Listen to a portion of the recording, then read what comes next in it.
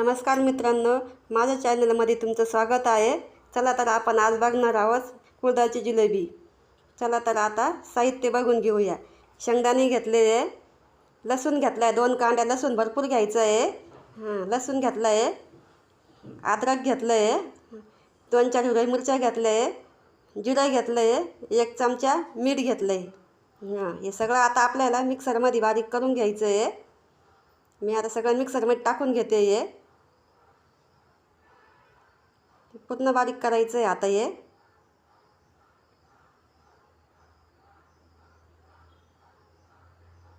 याच्यामध्ये मी थोडं पाणी टाकून घेणार आहे आता। पूर्ण चिकन करायचं आहे, पेस्ट करून घ्यायची पूर्ण। याची आपण पूर्ण पेस्ट करून घेणार आहे आता। हे बघा असं करून घ्यायचं आहे, पूर्ण पेस्ट तयार झाली त्याचीवाली आता तुम्ही बघू शकता। हे बघा असं करायचं आहे सगळं, एकदम छान झालं आहे ते। आता याच्यातला निम्मा मिश्रण आपल्याला आता पिठामध्ये टाकायचं आहे। निम्मा मिश्रण आपल्याला आदनात टाकायचं आहे। हे कुळथाचं पीठ आहे आता हे घेतलेलं, कुळथाचं पीठ आहे। याच्यामध्ये आपण आता थोडंसं मीठ टाकून घेणार आहे। आपण याच्यामध्ये आता थोडंसं लाल तिखट टाकतोय। लाल तिखट टाकून घेणार आहे, तुम्हाला पाहिजे तर तुम्ही टाकू शकता। मी हिरवी मिरच्या पण घातलेल्या त्याच्यामध्ये, जसं पाहिजे तसं करून घ्यायचं आहे ते तिखट। जसं ह्याच्यातला निम्मा मसाला आपण याच्यात टाकून घेतोय आता। निम्मा पिठात टाकायचा आहे, निम्मा मसाला आपल्याला त्या आदनात द्यायचा आहे तिकडं। त्याची फोडणी द्यायची करायची तिकडं। थोडं आपण आता मीठ टाकून घेतोय, 1 अर्धा चमचा मीठ टाकून घेणार आहे याच्यामध्ये। कुळी दे, या कुळथाला मीठ जास्तच लागतं आहे। आपण त्या आदनात पण टाकणार आहे आणि या पिठामध्ये पण टाकणार आहे। आपण आता आधी आदन ठेवून घेतोय पाणी, ते आदन आपण उकळायला ठेवणार आहे आता। फोडणी करून घेणार आहे आधी। पातेलं ठेवलं आहे मी, थोडं पातेलं तापवून घेणार आहे आता। आपण आता हा मसाला त्याच्यामध्येच टाकणार आहे। आपण पातेलं तापल्यानंतर आपण थोडं तेल टाकून घेणार त्याच्यात आता। पूर्ण तेल टाकून घ्यायचं आहे, ते तेल जास्त वापरायचं याला, थोडं तेलाला जास्तच लागत आहे। पातेलं तापलं आहे, 2-4 चमचे तेल टाकणार आहे मी। ते बघा जास्त तेल वापरायचं आहे याला। तेल तापल्यानंतर आपण त्याच्यामध्ये आता जिरे मोहरी टाकून घेणार आहे।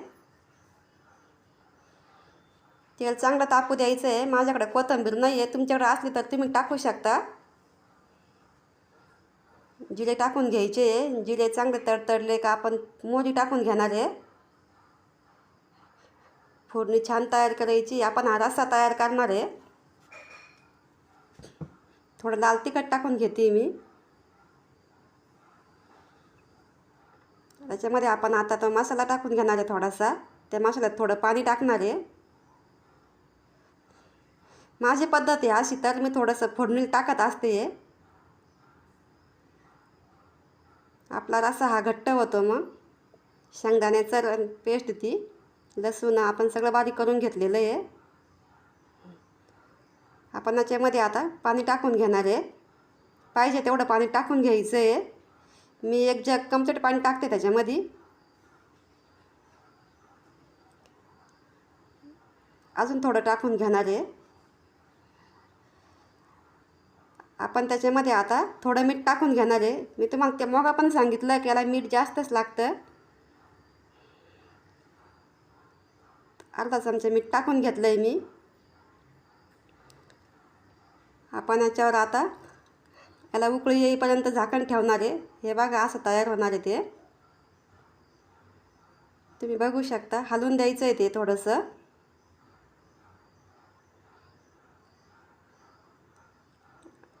थोडं झाकण ठेवून द्यायचं आहे आता, याला उकळी येईपर्यंत। आपण आता ते पीठ काढून घेणार आहे। आपण आता हे पीठ काढून घेणार आहे। आपण याच्यात लाल तिखट टाकून घेतलेलं आहे, मीठ पण टाकलेलं आहे। आता हे आपण मस्त गव्हाच्या कणिकवाणी मळून घ्यायचं आहे, छानपैकी मळून घेणार आहे आपण ते आता। हे बघा तुम्ही बघू शकता आता कुळीद आहे, एक पांढरे कुळीद आहे, त्यामुळे ते पीठ लाल नाही दिसत आहे. कुळदाचे दोन प्रकार आहे, लाल पण असतात आणि पांढरे पण असतात. लाल कुळीद असते तर ते लाल दिसतं आहे, हे तसे नाही आहे.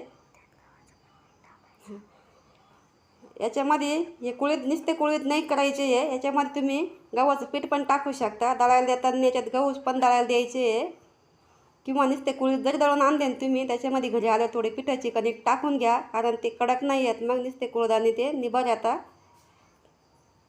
थोडंसं गव्हाचं पीठ टाकलं तर मस्त नरम येतं ते. मग मस्त छान मळून घ्यायचं आहे, एकदम मऊ पीठ करून घ्यायचं आहे ते. वळायला पण आपल्याला छान राहतं. हे बघा असा उंडा तयार करून घ्यायचं आहे ते. थोडं तेल टाकायचं आहे, आपण थोडं तेल टाकून घेतलं आहे. तेलामध्ये पण ते असं मळून घ्यायचं आहे, मस्त एकदम छान मळायचं आहे ते. एकदम मऊ पीठ होतं ते, हाताला पण चिकटत नाही चांगलं मळून घेतलं तर. एकदम छान मळून घ्यायचं आहे. ही रेसिपी माझ्या मम्मीने मला 4थीपासूनच शिकवलेली आहे, मलाच आवडतं करायला हे बघा मस्त छान झालं आहे ते पीठ. आता एकदम मऊ, त्याला एकदम असे फोड येत आहे, असे एकदम मस्त पीठ झालेलं आहे. याला लसूण कधी पण जास्त टाकायचा, लसूण आणि तेलाला जास्त पाहिजे. हे बघा असं पीठ झालं आता हे, तुम्ही बघू शकता. आता मी मोठा पोळपाट घातला आहे, हा माझा खास जिलेबी वळायसाठीच घेतलेला आहे मी. हा पोळपाट खूप मोठा आहे, माझ्या पप्पांनी घेऊन दिलेला आहे मला तो. बघा तुम्ही किती छान आहे, याच्यावर खूप छान मळता येतं ते, तुम्ही बघू शकता. हे बघा मस्त छान मळू असे वळून घ्यायचे आहे ते, हाताला अजिबात चिटकत नाही आहे. बारीक असे मस्त वळायचे आहे ते, तोपर्यंत आपल्या तिकडं पाण्याला पण उकळी येते आहे. मला आज करायचीच होती म्हणून मी रेसिपी दाखवलेली आहे आज, तुम्ही बघू शकता.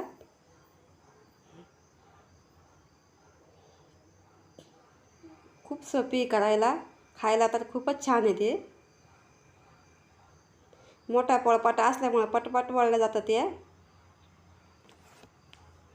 तुम्ही बघू शकता. खूप पटकन होती ती.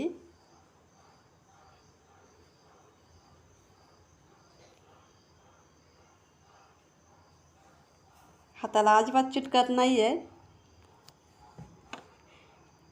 तुम्हाला असं वाटलं असेल ती हाताला चिटकतं, तुम्ही पीठ लावू शकता, थोडं तेल बी लावू शकता ते वळताना. मी थोडंसं पीठ घेतलं आहे पण त्याची गरजच पडत नाही आहे. हे बघा खूप छान होत आहे ते, तुम्ही बघू शकता.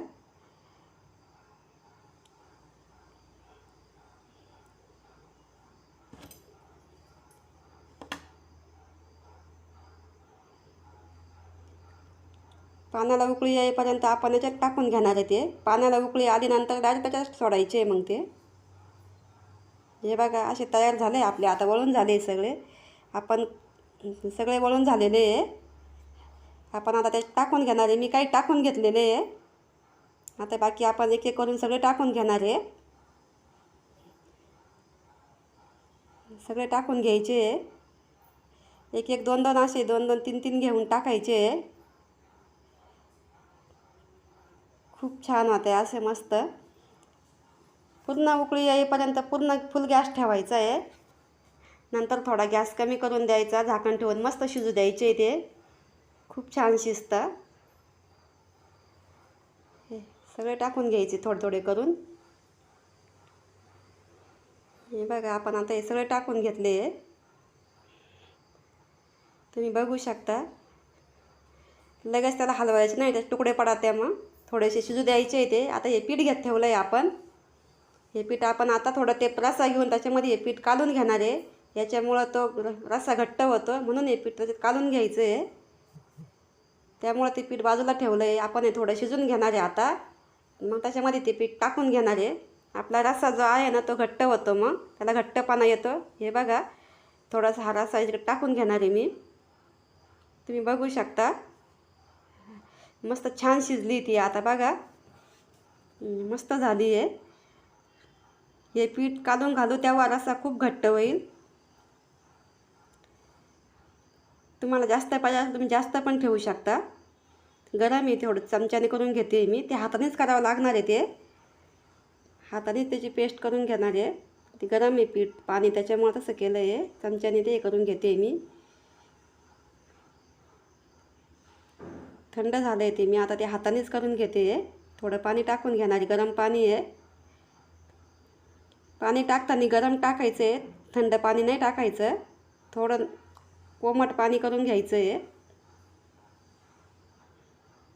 पूर्ण त्याच्यामध्ये असं विरघळून घ्यायचं आहे ते पीठ. कालवून घ्यायचं आहे ते सगळं.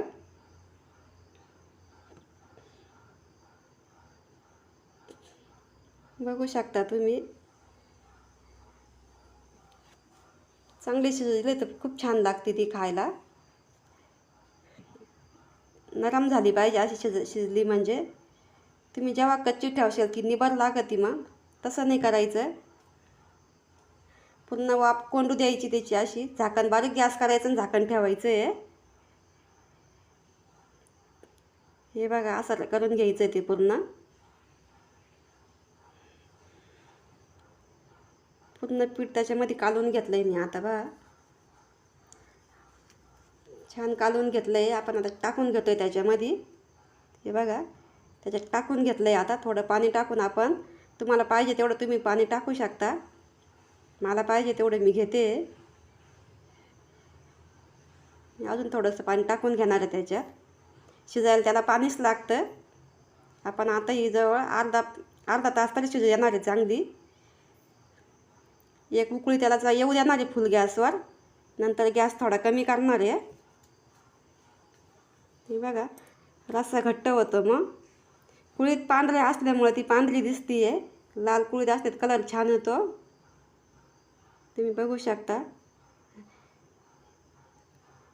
आपल्याला आता ते थोडे हलवून घेतली. आधी बघा उकळी किती छान झाली आहे. मस्त घट्ट झाली बा. बघू शकता तुम्ही मस्त शिजली आहे. हे बघा घट्ट रस्सा झाला त्याचा आता. तुम्ही ही ज्वारीची किंवा बाजरीची भाकरी संग खाऊ शकता. खूप छान लागती. खूप छान शिजली आहे. माझ्याकडे कोथिंबीर नव्हती. तुम्ही कोथिंबीर नक्कीच टाका असली तर. बघा तुम्ही मस्त घट्ट रस्सा झाला त्याचावाला आता. आपण अजून 5-10 मिनटं झाकण ठेवून शिजवून घेणार आहे. झाले आपलं ताट तयार आहे. बघा आपली जिलेबी तयार झाली आहे. कांदा आहे. ज्वारीची भाकर घेतली आहे. एकदम छान ताट तयार झालेलं आहे आता. बघा तुम्ही कसं वाटलं. लाईक करा, शेअर करा, कमेंट करा.